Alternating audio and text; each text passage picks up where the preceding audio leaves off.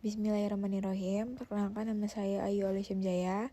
Saya berasal dari kelas 12 MIPA 4. Di sini saya akan menjelaskan materi kelas 12 bab 3 medan magnetik. Pengertian medan magnetik. Medan magnetik adalah ruang di sekitar benda-benda yang menimbulkan gaya magnet. Medan magnet dapat digambarkan dengan garis-garis gaya magnet yang disebut spektrum magnet. Garis gaya magnet adalah garis khayal yang merupakan lintasan kutub utara magnet-magnet kecil apabila dapat bergerak dengan bebas. 1. Medan magnet. Ketika serbuk besi ditaburkan di sekitar magnet, serbuk besi tersebut akan membentuk pola tertentu. Pola yang terbentuk tersebut menandakan adanya medan magnet. Contohnya seperti gambar 1. Pola serbuk besi di sekitar magnet. Paku-paku besi yang diletakkan dekat magnet akan ditarik oleh magnet kutub-kutub jarum kompas. Kedudukannya dapat berubah jika didekatkan pada magnet.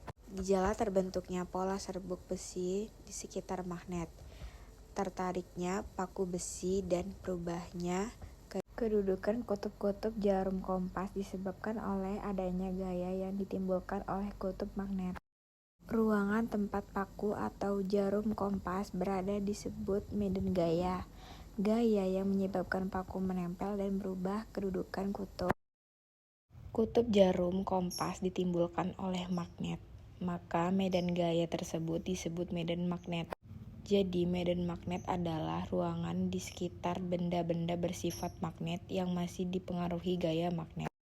Semakin jauh sebuah posisi dari magnet, semakin kecil besar medan magnetnya, karena semakin sedikit jumlah garis gaya magnetnya. Bagaimana jika posisinya semakin dekat? Semakin dekat sebuah posisi dari magnet, maka semakin besar medan magnetnya, karena semakin banyak jumlah garis gaya magnetnya.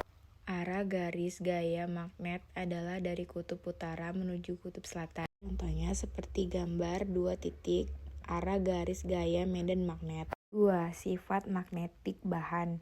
Bahan magnetik dibedakan menjadi 3 jenis, yaitu bahan ferromagnetik, bahan paramagnetik, dan bahan diamagnetik.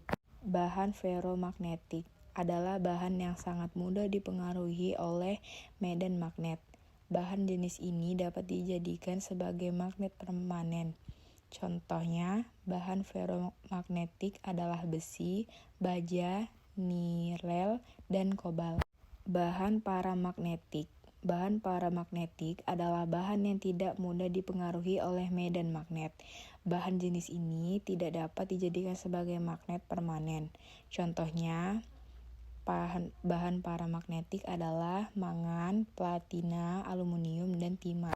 Bahan diamagnetik. Bahan diamagnetik adalah bahan yang tidak dapat dipengaruhi oleh medan magnet.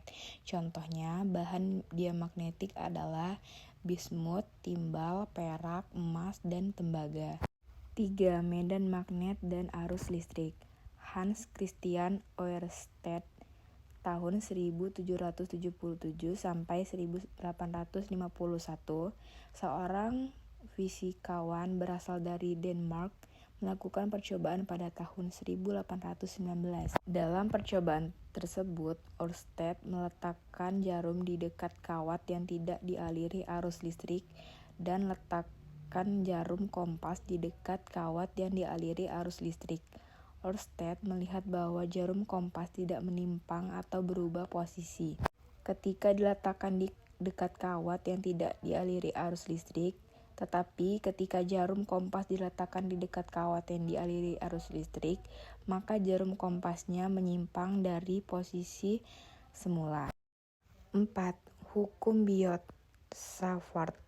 Pada saat Hans Christian Ørsted melakukan percobaan untuk mengamati hubungan kelistrikan dan magnetan, Ørsted belum sampai pada tahap menghitung besar kuat medan magnet di suatu titik di sekitar kawat berarus.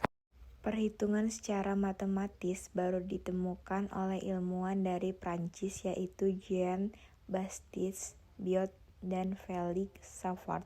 Berdasarkan hasil percobaannya mengenai medan magnet di suatu titik P yang dipengaruhi oleh suatu kawat penghantar, yang dialiri arus listrik I diperoleh kesimpulan bahwa besarnya kuat medan magnet yang kemudian disebut induksi magnet yang diberi lombang B di titik P. Contohnya seperti gambar 4 titik hukum Biot-Savart. 1. Berbanding lurus dengan kuat arus listrik atau I.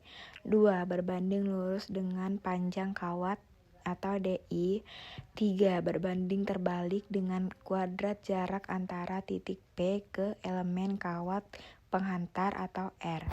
4. Sebanding dengan sinus sudut apit antara arah arus dengan garis hubung antara titik P ke elemen kawat penghantar. Pernyataan tersebut dikenal dengan hukum Biot-Savart yang secara matematis dapat dinyatakan dalam bentuk persamaan.